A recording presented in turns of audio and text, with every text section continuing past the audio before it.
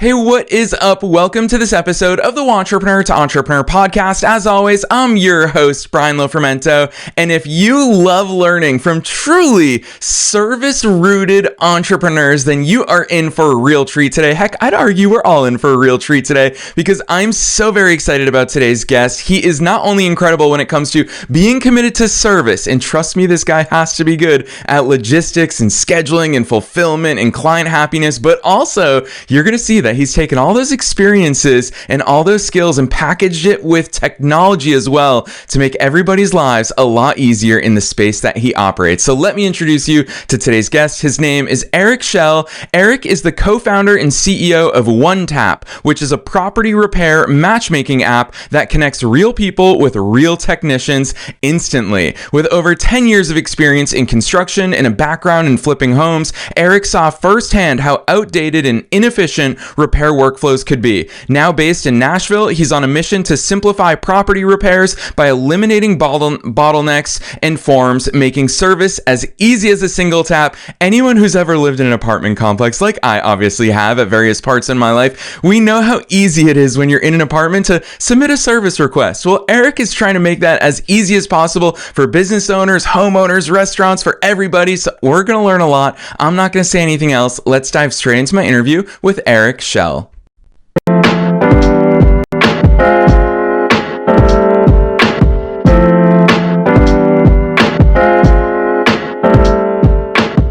All right, Eric, I am so very excited that you're here with us today. First things first, welcome to the show. Thank you, Brian. Appreciate it. How you doing? I am feeling good, man. Always when I'm in the podcast studio, life is great, especially with incredible businesses like yours. I'm excited for you to take us beyond the bio. Who's Eric? How did you start doing all these cool things? Yeah, absolutely. So I'm originally from Michigan. When I was in Michigan, I was working underneath my cousin-in-law doing renovations, decks, you name it, just, working in construction, really learning the ins and outs of it. And eventually made my way over to Nashville, Tennessee in 2014. And just being in the city, saw how much growth there was and opportunity. It's a booming city and wanted to be a part of that in some shape or form. So I had a 9-to-5 in a sales job.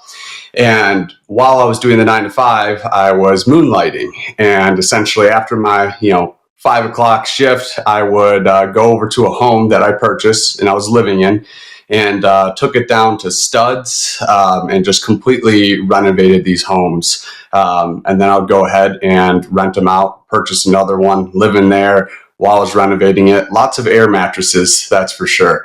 But, was really involved in the home flipping space, had a short little stint with a TV network doing a TV show. It's the Design Network.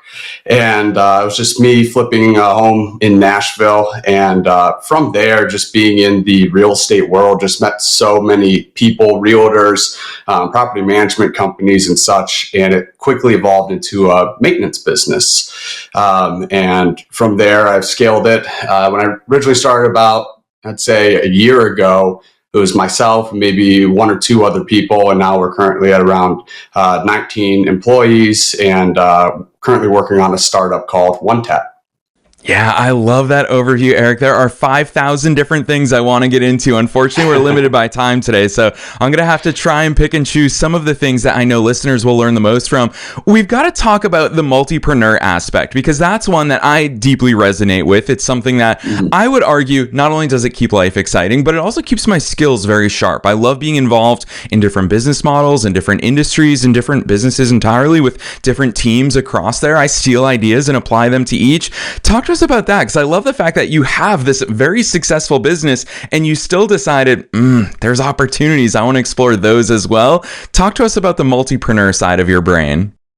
Yeah, absolutely. Just like you, I love doing many different things. There's so many different applications that you can discover when you're involved in, many different industries. So really what it boiled down to was, I was in the maintenance business and kind of in the repair side of things. And very quickly, I kind of realized, hey, where's an option to, instead of selling one-to-one, because that's a lot of construction and repair, you have one job that's needed and you're working with one client and it's a one-to-one relationship. I had a business coach kind of teach me and say, hey, the opportunity is really to sell one to many, and figuring out a way you can do that. And of course, one of the fastest ways to do that is through technology. So I always had that sitting in the back of my mind of how can I work technology into an industry that is, very outdated. We use a lot of forms and, old-fashioned faxing over paperwork for maintenance requests, especially at the, commercial or corporate level. And, it just kind of dawned on me one day. I was out doing a job. It was like a big warehouse, Payless shoes or something in relation to that. But they sent me over a request to do a small repair. It was a small crack in the floor. So I head over with a tube of crack filler to tackle this thing. When I walk in, the first thing I notice is the crack goes from one end of the warehouse to the other end. It's about 500 feet long, 3 to 4 inches wide. And it's been there for like many years. There's hair ties in it and everything. So right off the bat, I'm like, okay, this is going to be a change work order because I'm obviously not prepared for this. All I heard was that there's a small crack. I'm also seeing, little kids testing out their shoes, running around it. So my first question is like, how has this been sitting here for this long to the manager? And the manager's, well, no one's really filed a maintenance request for this. So of course I asked, well, how do you file a maintenance request? Well, you have to go into our back-end system and, from there, you have to log in, print off this form, fax it to corporate. Corporate then sends it to a third-party contracting company. They call you, and then you're here. So it's essentially a giant game of telephone, right? There's a problem, and it goes all the way through 10 different people by the time it gets to me. And at that point, all I get is there's a crack in the floor. So it was at that moment, just by asking questions, I kind of had an epiphany. And I was like, man, these systems are so outdated. How can we speed it up and make it as easy as like a that's easy button? I started going around to a bunch of different businesses and asking that question, like, hey, your toilet's leaking. What do you do? And the answers I got was either, hey, we have to log into the system that I don't know the login and password for anymore and file a maintenance request, or I don't know, I just call my manager. And that's what I was finding was a lot of the owners or managers of these businesses have to wear the contractor cap, call 100 different vendors and such. So really it gave me a lot of insight just by, being out there in the field and, being involved kind of in that tech space. I've always been researching ways to incorporate AI and technology and kind of, meshing the two together. Yeah, Eric, it's so cool hearing about that background coming together with what you're doing with OneTap because, I feel like so much of your story is that out in the field that you've called out, whether it be flipping homes, whether it be working on your own home, going from that, being a technician in the field, which let's face it, there are so many. I mean, we could all call on great handymen, great renovators, great anything, but to then become the CEO of a tech company is a big transition in a totally different skill set. I'm super curious where those skills come from, and inevitably I'm going to tee you up with a little bit of a softball question. I'm sure some of what you picked up in the field lends itself to actually even more deeply understanding the technology requirements, even more deeply understanding the desired workflows of the clients that you're working with. Talk to us about that difference in skill sets and then that potential overlap, because CEO of a tech company is a totally different game, and one that, having looked at OneTap as much as I have, I'm mind blown by what you guys have been able to build. Yeah, absolutely. I mean, being in the field, just having to, understand all these different issues. Construction isn't easy. It's not, hey, A and B equals C. You have to really think outside the box for many different issues. So I pretty much, compare myself to, just being an expert problem solver. That's what I love to do, is just solve problems and how can I make it easier. So being in the field and in construction industry, you're constantly having to deal with how do I fix this issue that you run into, and directly translates over to being a CEO of a company, because you're solving all the many different problems and figuring out, hey, what are ways that we can include systems, people, anything that can make the process of doing business easier. So it's just, a lot of problem solving still. It's just a different way. Instead of, problem solving, how to work different materials and tools together. It's, problem solving on what systems, what people can, make this thing run efficiently. And it's just, putting that all together has been a great experience. Yeah, for sure. I'd love for you. I want to go a little bit deeper into OneTap, because the technology that you've built and really the workflow that you've imagined for property owners, for restaurants, for homeowners in different capacities, I think it's a really brilliant workflow that I'd love for you to introduce listeners to. And then along those lines, I'd love for you to weave in that launch plan. You and I were obviously talking off the air a little bit about your Nashville launch plan before expanding. So how does OneTap work, and what's that go-to-market plan look like? Yeah, absolutely. So what I realized was specifically in the commercial space. So think of restaurant owners, think of, corporate office building, especially Airbnbs. And I can use Airbnb as a really good example for this. So for an Airbnb, you have guests and multiple different guests that are constantly coming into your Airbnb. They don't really have the ability to have a login type system like you would if you were, renting at an apartment place to place a maintenance request. Classic issue I always see with Airbnbs is smoke detector batteries going bad, and there's that annoying beeping that constantly goes on. So how OneTap works is we create something called request tags. And what request tags are they're a little, basically 3 to 4 inch sticker that goes on the door, and it has a, scannable QR code on it. So in the event of a situation where maintenance is needed, anyone that has access to inside that unit can go up to this request tag and scan it.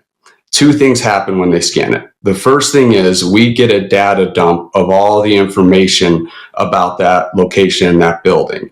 So if you think of a maintenance form, we're essentially getting 95% of that maintenance form right from the get-go in a split of a second.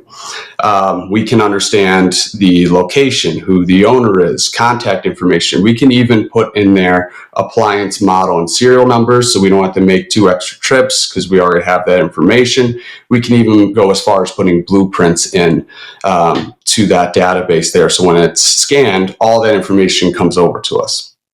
The second thing that happens when that QR code is scanned is the person who's scanning it instantly is taken to a live chat room where they're talking with a OneTap fix specialist. So that's a real person, and they're saying, hey, this is the issue that's happening. Because if you remember, 95% of that maintenance form we already have. All we need to know is what's wrong. And in that chat, it's like talking to your neighbor, that's in construction down the road. Hey, I got this kind of an issue going on. We can then diagnose, we can help troubleshoot, mitigate. Let's say it's a water leak, and we can say, hey, if you wouldn't mind going to your hot water heater, there's a lever right next to it. If you can make a quarter turn on that, they'll shut off the water for now. And in 45 minutes, we'll have a technician over there. So it's just speeding up that process. And the biggest, I would say, X factor to OneTap is we call it the URA, Universal Request Access. Many people can access this. It's not like you have one login and one password, and all you need is a phone to scan it. So if you think of like restaurants, coffee shops per se, let's say a prep fridge goes down, any of the employees in that coffee shop can go up and scan it and start that, maintenance or repair request. And traditionally how that works is, you have an issue like a prep fridge down, and employees go to the manager, then the manager has to sit there, go through 10 different vendors. Half of them don't even show up, and the half that do, their price is, so high, the manager has to go back to the drawing board. So it's really about making the process of requesting repairs a lot easier and making businesses run more efficiently. Yeah, hearing that overview, Eric, I appreciate that because it actually gives me deeper insights into all the different complexities and considerations of your business. Because, just to pick on a few things that I'm hearing is, 1, you obviously need the clientele. You need the restaurants, the coffee shops who are going to be using OneTap. 2, you need the people who are going to be fulfilling those requests. 3, you need the logistical infrastructure. You talk about somebody being at your place of business in 45 minutes. Gosh, as somebody who works from coffee shops every single day, I can only imagine how much that would help them, because I see a lot of baristas freaking out saying the manager's not in today. How the heck do we fix this thing? And so you're solving all of those things, but there are all of these different pieces that you need to solve in order to make it all work, on top of the technology, of course. So when you sit down for your CEO time, and obviously this isn't your first business, so I'm actually curious to hear how much having run other businesses has helped you here, but when you're sitting down for your CEO time, what are those different aspects or pillars that you're focusing on? Because you've got to get all of these things right for them to work together. Absolutely. Yeah, it's a lot of whiteboarding. It's a lot of taking these big problems and saying, how can we break it down and make it easier? And that's why I love the brand name of OneTap that we chose, is because it forces us to say, how can we take these steps and make it as easy as one tap? And the other parts of that is, once I whiteboard and I say, okay, I can understand that we got to take this bigger problem, work to a smaller problem, then it's delegate, right? How can I delegate this? How can I use my resources around me to put this into action? And, finding the right people to divvy up different parts of it, because it takes an army to put something together like this. And, you need specialists in every different category, whether it's the UI design, whether it's the actual, back end and database of the app, to, simply saying, hey, how are we going to get these request tags out to, all these different customers, and the shipping, the printing, it's a ton of different things that you just have to really break down and be efficient with and plan for. Yeah, and I think that's so important for all of you listeners in your own business, how we are really just outlining the different pillars of Eric's business. We all need to do that in our own businesses and then hit that whiteboard. I think it's so important. And Eric, I think one thing that's really revealing in your executive mindset is that delegation piece. I think it's something that takes a lot of entrepreneurs a long time to figure out. You talked about your other business, Nashville Maintenance Pros, is up to 19 people on your team. What's that evolution been like? Because I'm super curious, as someone who is so hands-on like you are and someone who is capable of so much, what's that evolution been like as a leader, as a business owner, as a CEO, to start trusting yourself and others to start delegating? Yeah, I've always been a DIYer, and it's what every business person struggles with is, I can do it my way, I can do it faster, I can get it done. And from the very beginning, I started off small. It was just myself and maybe like one other person. And even that was like such a hard thing for me to do, is say, I'm going to bring on that one extra person to help me out, because I was so confident I could do everything myself. But, it gets to a point where you start to think and understand and say, my time is limited, my time is valuable.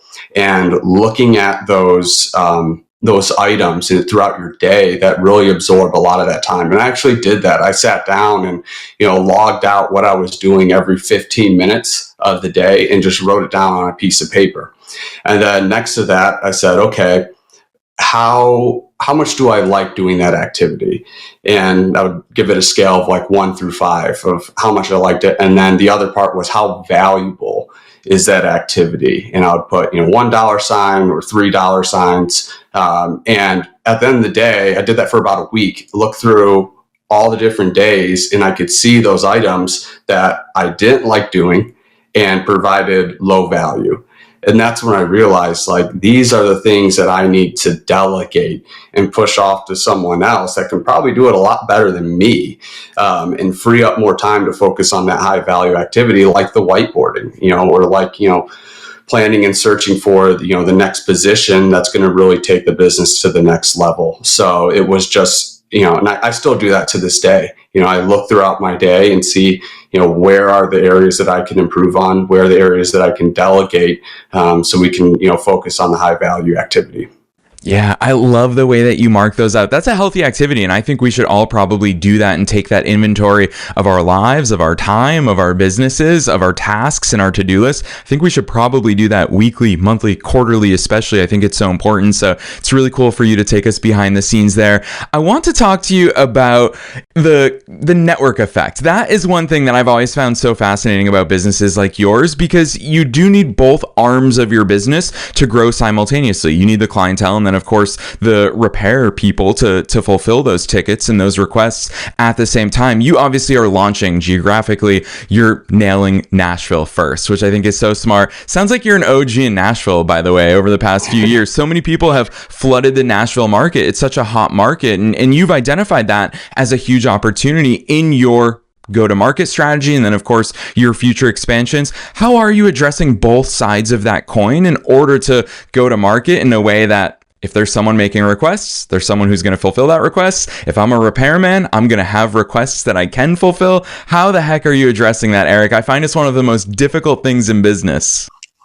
Yes, I was very fortunate that it came, a lot easier for me just because of the experience of being in the field, swinging the hammer. I was that, technician out there and can understand the, pain and the struggles, especially with using, other softwares that are currently out there on the market.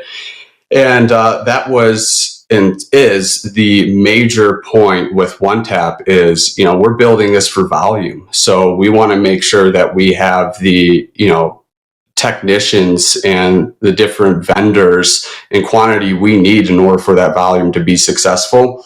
So really from the beginning, when building out this app, it was focusing on how can we build this in a way that's extremely beneficial for technicians. We want to have tons of value for there. We don't want to, charge our different vendors and technicians a whole bunch of fees and, different, marketing prices, et cetera, to join our platform. So that's really what we did on the vendor side.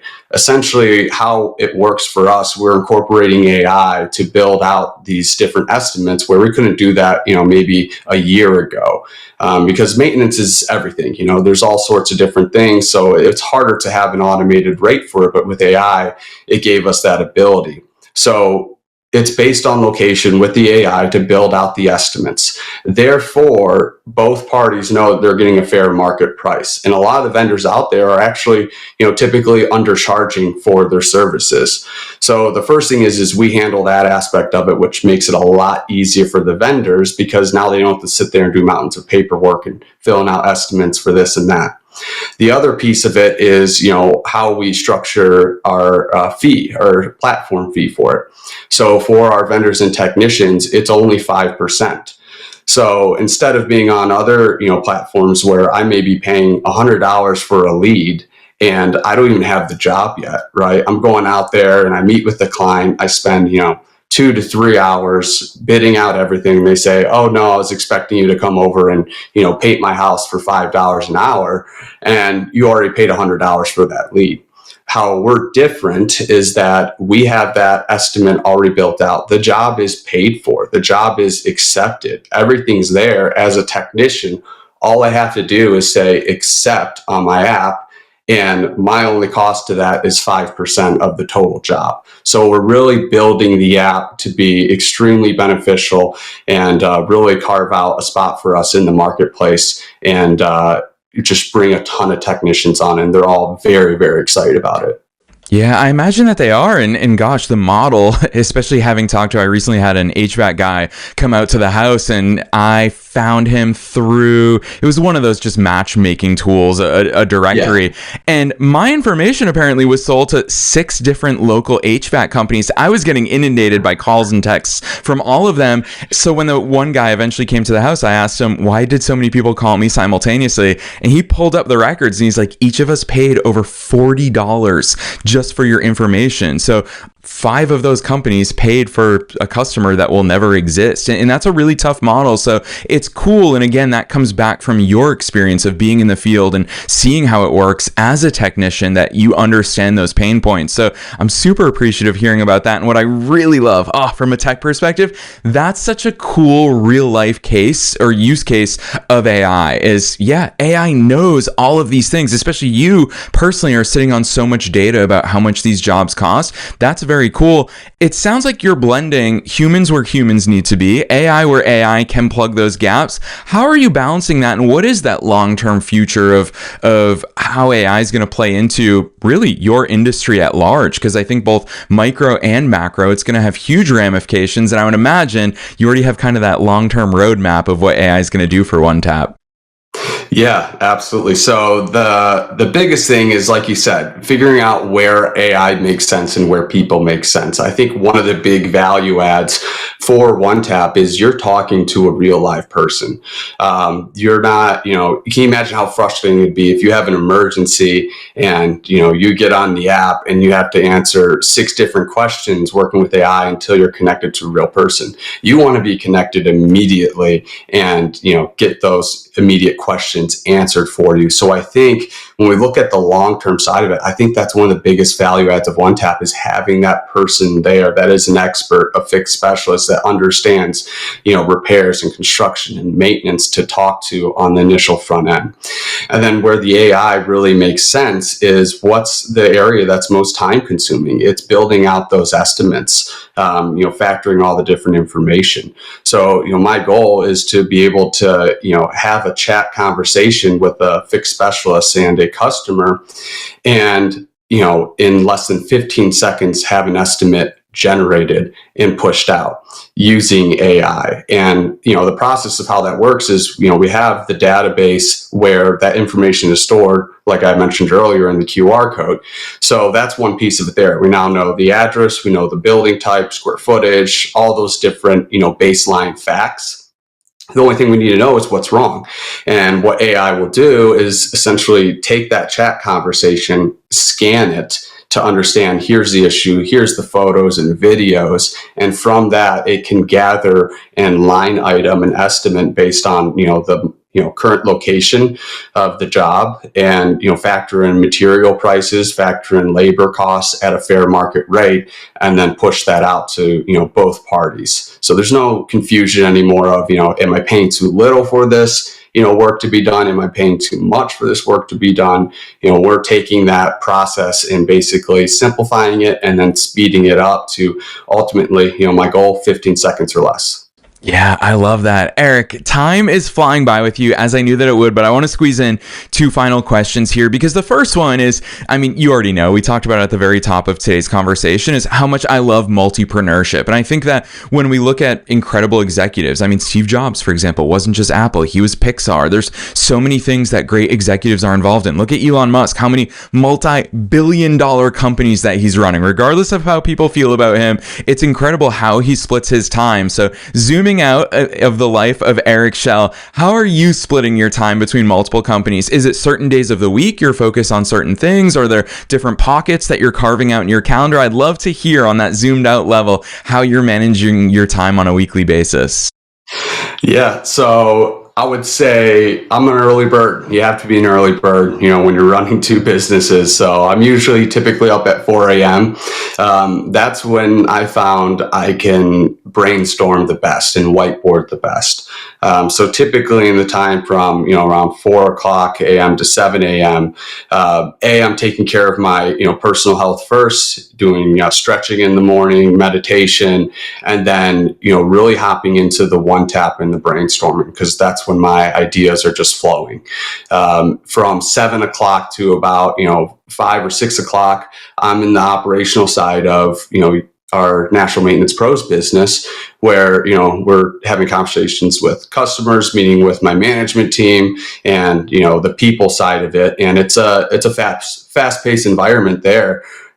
So there's not a ton of time to be, whiteboarding. You're moving from one meeting to the next and, meeting with different employees.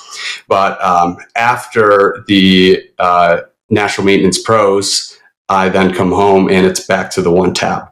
And I usually finish out the day with OneTap. So I like kind of breaking it up in that order. It gives me, approximately a 50-50 split between the two. But with the OneTap, there's a lot more of the brainstorming and whiteboarding involved with it. So I carve out that morning time especially for that. Yeah, that's awesome. It also explains why one of the things that makes me the happiest is when podcast guests show up early. So, Eric, I'm no longer surprised that you were here early because your day is well underway at this point. Very cool to hear behind the scenes there. And the final question, I ask it at the end of every single episode. It's super broad. You can take it in any direction you want. And that is, what's your one best piece of advice for listeners? Knowing that we're being listened to by both entrepreneurs and entrepreneurs at all different stages of their growth journeys, and being one of us as a fellow entrepreneur yourself, yourself, what's that one piece of advice that you want to leave listeners with? Oh, that's a good question. I could think of a few, but if there was one specifically, I came from, the 9 to 5 in the corporate life. And I think one of the most difficult things, especially for, people, getting involved with being an entrepreneur and wanting to make that leap, a lot of us will moonlight. And there's that huge fear of what happens next when I, take this thing 100%. And, coming from that background, being there, living it, my one bit of advice is go for it and never look back. It was a tough decision for me. I'm not going to lie. I was nervous about it. But looking back at things, it was the best decision I've, ever made, to just sit there and say, I believe in myself. I trust in myself, and I'm going to, do whatever it takes to make it happen. So I talk with, quite a few other entrepreneurs that are looking to start their business. Maybe it's, a side job for right now. And that's, one of the things that a lot of people struggle with. So my advice to them is believe in yourself, take the leap. It's worth it, every single day.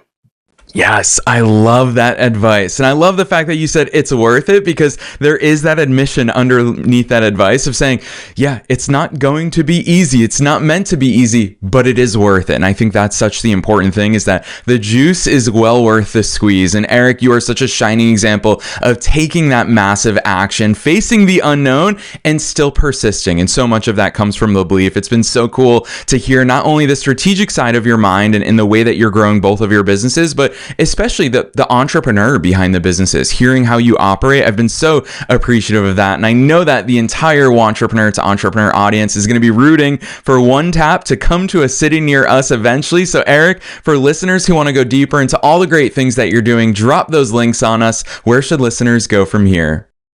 Yes. So our website is onetapmaintenance.com. And we're going to be doing I would call it a soft launch, and probably it would be early fall this year, where we're going to be opening up to, a select businesses and people in the Nashville area. We're very quickly going to be expanding into multiple different states. And, we're excited to take this thing across the country and, really solve that need for, fast repairs and easy requests. And at the end of the day, eliminate the maintenance form completely. Yes, and listeners, you already know the drill. We are making it as easy as possible for you to find those links down below in the show notes, no matter where it is that you're tuning into today's episode. We're also linking to Eric's personal LinkedIn, so if you want to reach out to him, continue the conversation, link him up with people that you know, or if you're a restaurant owner, if you are a coffee shop owner, whatever business enterprise you are, you probably have things that need to be repaired from time to time. So don't hesitate in reaching out, whether you check out OneTap's website below or reach out to Eric directly. You'll find those links down below. Otherwise, Eric, on behalf of myself and all the listeners worldwide, thanks so much for coming on the show today. Thank you, Brian. Had a great time. Appreciate it.